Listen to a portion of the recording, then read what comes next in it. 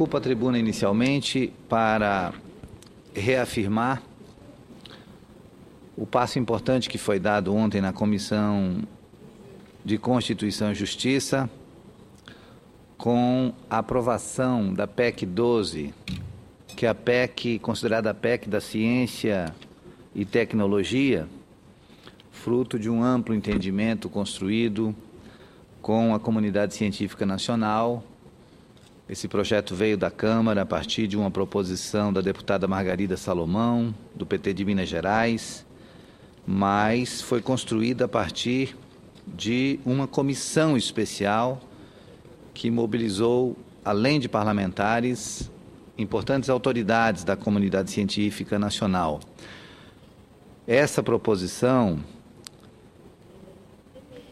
objetiva basicamente atualizar as disposições que tratam a ciência e a tecnologia no âmbito da Constituição Federal, que remontam a 1988. A proposta também visa oferecer respaldo em nível de diretrizes para uma série de necessidades identificadas durante as discussões sobre a revisão do marco legal de ciência, tecnologia e informática e inovação, a serem implementadas em nível infraconstitucional. Esta proposta de emenda constitucional, a PEC 12, que aprovamos ontem na CCJ e que aguarda para ser votada também em calendário especial aqui no plenário, ela foi inicialmente aprovada por comissão especial e pelo plenário da Câmara dos Deputados por unanimidade nos 2 turnos, e tramita agora no Senado, aguardando, depois da aprovação na CCJ, a sua aprovação aqui no plenário do Senado. Historicamente, a PEC 12 teve origem nos debates em torno do PL 2177 de 2011, o Código Nacional de Ciência e Tecnologia, subscrito na Câmara por integrantes da Comissão de Ciência e Tecnologia, Comunicação e Informática, encabeçados pelo seu então presidente, deputado Bruno Araújo e outros. E no Senado, pelo o projeto de lei do Senado 619 de 2011, de autoria do então presidente da Comissão de Ciência e Tecnologia, Inovação, Comunicação e Informática, o senador Eduardo Braga. Vale ressaltar que o relatório da PEC 12, aprovado ontem na CCJ, foi da lavra do senador Eduardo Braga, que é o líder do governo na casa. Eu fiz apenas a sua defesa ad hoc, mas quem preparou esse relatório foi o senador Eduardo Braga. E no caso da Câmara, a comissão especial operou como ambiente regimentalmente adequado, em que se realizou uma série de pelo menos 19 audiências públicas e no âmbito do qual se contou com o apoio de um grupo de trabalho formado por um variadíssimo e representativo leque de entidades e instituições relacionadas com o mundo da ciência e da tecnologia. Num trabalho hercúleo e prolongado, os debates produziram os 2 produtos anteriormente mencionados, a PEC 12 de 2014 e o PL 2177 de 2011, e pavimentaram espaço para o advento de outras propostas. Ao longo de todo esse processo, participou ativamente, de forma direta ou indireta, a comunidade científico-acadêmica, tecnológica e de inovação, por intermédio das entidades que as representam. Eu digo isso, senhor presidente, senhores senadores que nos acompanham, para reforçar o quanto que é importante para a comunidade científica nacional que o presidente da Casa, senador Renan Calheiros, e os senhores líderes partidários possam contribuir para que na primeira sessão deliberativa, na próxima terça-feira, nós possamos incluir essa matéria em pauta e que a gente possa aprová-la em regime especial, de tal maneira que os fazedores de ciência e tecnologia do Brasil, as instituições abnegadas que produzem ciência no Brasil e tecnologia, possam contar com um instrumento a mais de simplificação na busca da viabilização dos seus projetos. E, certamente, todas as entidades que se mobilizaram na construção dessa proposta vão aplaudir essa decisão do Senado Federal, porque já trabalharam duro para tê-la aprovado na Câmara dos Deputados e agora também estão mobilizados. Ontem mesmo, um grupo significativo de representantes dessa comunidade científica e tecnológica esteve na Comissão de Constituição e Justiça para prestigiar o ato da sua aprovação e tenho certeza que a comunidade científica brasileira vai aplaudir se pudermos aprovar essa matéria ainda no ano de 2014, antes de fecharmos as atividades legislativas desse ano.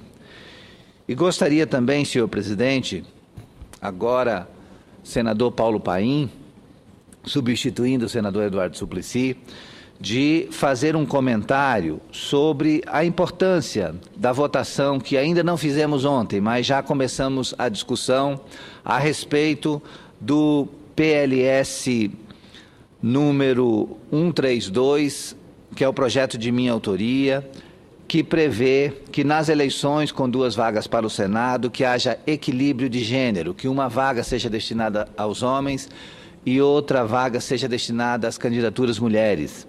Esse projeto, ele está sob vista coletiva na Comissão de Constituição e Justiça. Certamente na próxima quarta-feira deveremos deliberar a respeito. Vamos ouvir a posição e o voto dos senhores integrantes da Comissão de Constituição e Justiça. E esse projeto, ele tem uma importância fundamental para a política brasileira, senador Paim. E eu fico muito agradecido pela contribuição de Vossa Excelência, que fez um relatório primoroso em defesa da aprovação dessa matéria, e vale a pena ressaltar que nós estamos no final do ano de 2014 e ainda, quando nós apresentamos esse projeto, meses depois, foi publicado um artigo mobilizado pelo Instituto Patrícia Galvão. Esse artigo vem assinado pelo professor José Eustáquio Diniz Alves e ele faz um estudo profundo sobre o nível de participação política das mulheres no mundo, qual é o nível de representação feminina nos parlamentos mundiais.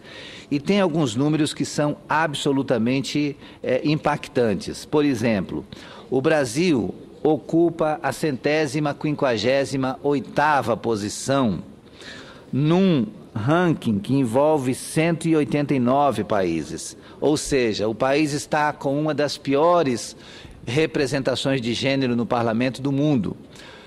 O desequilíbrio de gênero no parlamento brasileiro é absolutamente assustador. Aqui no Senado Federal, que é a Casa da Federação, que tem 3 representantes por Estado brasileiro ou por unidade federativa, ele tem dos 81 senadores, que é exatamente 27 unidades da federação com 3 representantes cada uma das unidades, são 81 senadores. Desses 81 senadores, hoje nós temos 13 senadoras mulheres. Das 81 cadeiras existentes no Senado, apenas 13 são ocupadas por mulheres.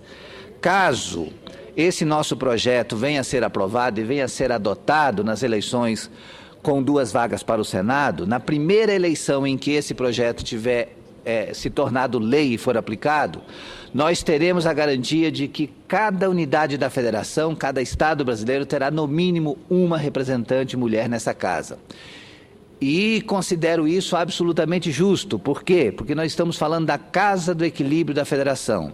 Se nessa casa o Estado do Acre, o meu Estado do Acre, tem o mesmo valor do Estado de São Paulo, mesmo sendo o Estado de São Paulo o Estado mais rico do Brasil e o Acre um dos estados mais pobres, o Estado de São Paulo é o estado mais populoso do Brasil. O estado do Acre é um dos menos habitados. Temos menos de 800 mil pessoas como a população do Acre. A população do Acre não chega a 800 mil pessoas.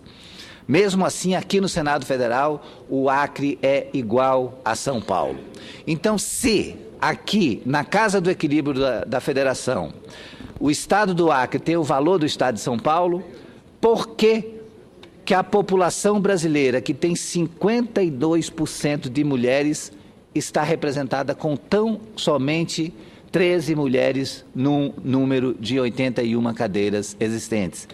Nós temos que nos questionar sobre isso, porque fazer política não é só cuidar do pragmatismo do dia a dia, não é só cuidar da emenda, não é só cuidar da liberação dos recursos, é a gente se questionar. A gente precisa filosofar a respeito dos porquês da vida. Se existe uma desigualdade, nós temos que perguntar por quê. E nós temos que perguntar se essa desigualdade, ela tem que perdurar para sempre. Aí as pessoas podem dizer assim, mas vai mexer com algo que sempre foi assim? Não, não é assim não.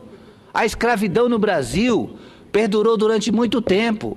E quando foi questionada a escravidão, eu tenho certeza que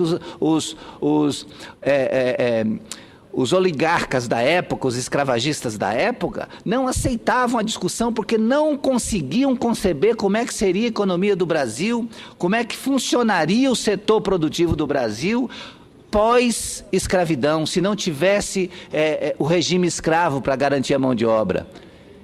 Foi um amplo debate, tem muito conteúdo a respeito do longo período de debate a respeito desse assunto, até que se chegou ao entendimento de se abolir a escravidão no Brasil. Foi um choque? Foi.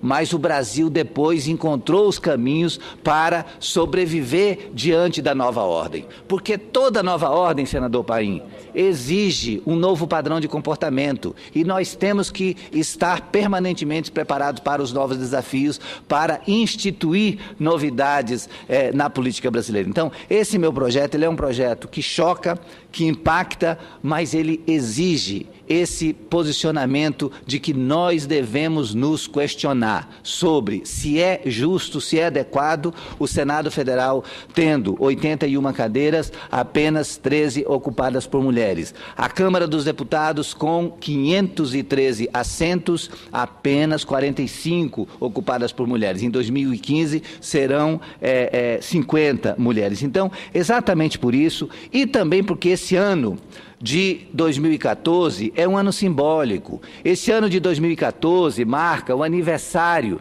dos 82 anos do direito do voto feminino do Brasil. Isso foi escrito no belo artigo do professor José Eustáquio Alves. O ano de 2014 marca o aniversário dos 82 anos do direito de voto feminino no Brasil. Desde a conquista de 1932, as mulheres brasileiras obtiveram diversas vitórias, tornaram-se maioria da população e do eleitorado, conquistaram maior esperança de vida e menores taxas de mortalidade, adquiriram níveis crescentes de educação, ultrapassando os homens em todos os níveis de ensino, elevaram as taxas de participação no mercado de trabalho, reduzindo os diferenciais de gênero nos rendimentos totais, são maioria dos beneficiários da Previdência e do programa Bolsa Família, trouxeram 2 das 3 medalhas de ouro nas últimas Olimpíadas, Pequim e Londres, e conquistaram diversas vitórias na legislação nacional. Porém, na política parlamentar, as mulheres brasileiras estão praticamente estagnadas e perdendo posição em relação ao resto do mundo. A luta contra a exclusão feminina na política tem crescido desde o fim da Segunda Guerra Mundial. Entre 1945 e 1995, a participação feminina cresceu, mas se manteve baixa no Brasil e no mundo. Em 1995, houve a 4ª Conferência Mundial de Mulheres em Beijing, que propôs a adoção de políticas de cotas para aumentar o empoderamento feminino. E neste ano, a participação feminina na Câmara dos Deputados estava em torno de 12%, e no mundo, 12% no mundo, e no Brasil cerca de 6%. Passado esse período todo, de 1994 para cá, o que temos é uma situação não muito diferente. A participação da mulher no parlamento brasileiro cresceu de 6% para 8,6%. Hoje nós temos uma participação de 8,6%. A média mundial subiu de 12% para 22%. Hoje a média mundial de participação feminina do parlamento está em 22%, enquanto o Brasil amarga a posição 158ª com a participação de apenas 8,6%. Exatamente por isso, senador Paim, eu reforço aqui um discurso esforço que tenho feito com bastante insistência para que nós possamos, na próxima quarta-feira, apreciar essa matéria e mantê-la em discussão aqui no Senado Federal, porque é muito importante que nós, senadores, reflitamos a respeito. E, como já disse anteriormente, repito, nós não podemos nos apegar apenas ao pragmatismo da política. Nós precisamos também nos questionar sobre as ordens, a ordem vigente e sobre que possibilidades nós temos de mudar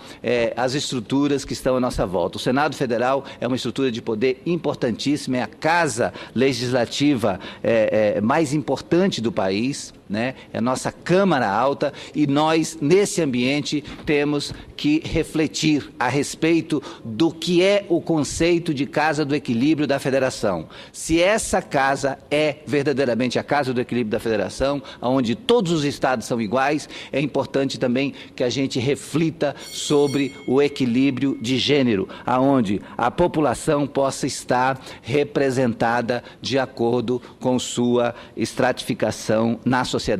E dessa maneira, tenho certeza que nós vamos evoluir esse debate e, com certeza, senador Paim, o relatório de Vossa Excelência, que está sendo apreciado ao longo da semana por todos os senadores integrantes da CCJ, poderá ter um debate ainda mais aprofundado na próxima quarta-feira, e eu vou ficar muito feliz se nós pudermos aprovarmos essa matéria para que essa discussão continue aqui no Senado e na Câmara dos Deputados, porque além de mexer aqui no Senado, certamente teremos que pensar também em algum mecanismo para modificar o formato de composição da Câmara dos Deputados, das câmaras de vereadores, das assembleias legislativas e das câmaras distritais, justamente para que a gente tenha uma maior participação da mulher brasileira, que é a maioria da nossa população, no parlamento brasileiro, que merece ser melhor representado e quantitativamente melhor representado também pelas mulheres do Brasil. Muito obrigado, senhor presidente.